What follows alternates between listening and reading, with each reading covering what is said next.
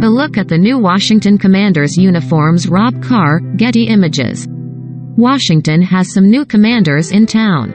The NFL team announced its new name on Wednesday, 18 months after fresh pressure from sponsors helped persuade the once storied franchise to drop its old moniker following decades of criticism that it was offensive to Native Americans.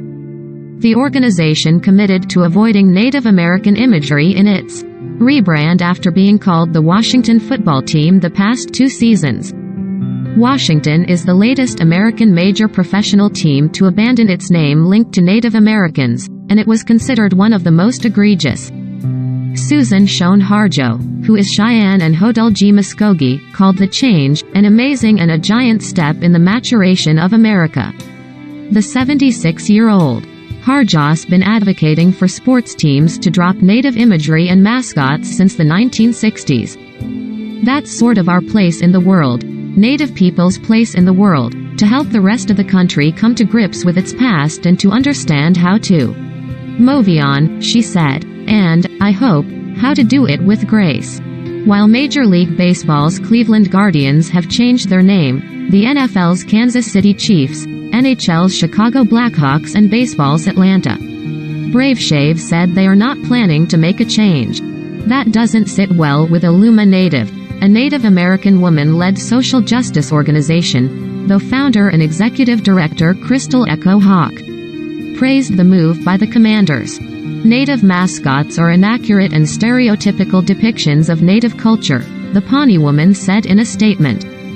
They do not honor or celebrate Native peoples but are rather a tool of white supremacy created to dehumanize and objectify us.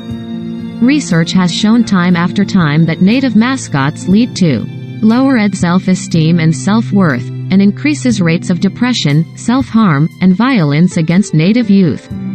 The Washington Commanders are proof that ending the use of Native American imagery in sports is possible. The Cleveland Guardians are further proof. Washington owner Dan Snyder said the change that pays homage to our local roots and what it means to represent the nation's capital. As we kick off our 90th season, it is important for our organization and fans to pay tribute to our past traditions, history, legacy and the greats that came before us, Snyder said. We continue to honor and represent the burgundy and gold while forging a pathway to a new era in Washington. President Joe Biden welcomed the name change by posting a picture on Twitter of Commander, his recently acquired German Shepherd puppy, in front of the White House. I suppose there's room for 2 commanders in this town, Biden wrote. From 1932 until 2 seasons ago, Washington had used the name Redskins, which offended Native Americans and others. Redskins is the worst name that Native Americans can be called in the English language, according to Harjo. She said the word harkens to a time when bounties were paid for the scalps of Native Americans. While thousands of high schools, colleges and professional sports organizations have dropped Native imagery and mascots, she estimated about 1,000 remain. All of this cultural thievery really has to stop, Harjo said. What the Washington team and the Cleveland team have done is to remove 2 of the most grotesque and vile images and names that exist. They provided by example what can be done even if you're making a fortune doing it. Even if they didn't think it was 100% wrong, the owners, a whole lot of people did. And so they had to as well. So, good, as long as they can help clear the Ray Halbritter, representative of the New York-based Oneida Indian Nation and leader of the Change the Mascot campaign, said the name change is a victory for all of those around the world seeking to advance inclusivity and respect in our societies. Yet, equally important is how we all choose to remember what was involved in getting the team to finally change its name, Halbritter said. As the Commanders, Washington keeps the same burgundy and gold colors that were around for the 3 Super Bowl championships in the 1980s and early 90s. Glory days. It follows the desire of team president Jason Wright and coach Ron Rivera for the new name to have a connection to the U.S. military. Commanders was chosen over other finalists such as Red Hogs, Admirals and Presidents. Red Wolves, an initial fan favorite, was ruled out earlier in the process because of copyright and trademark hurdles.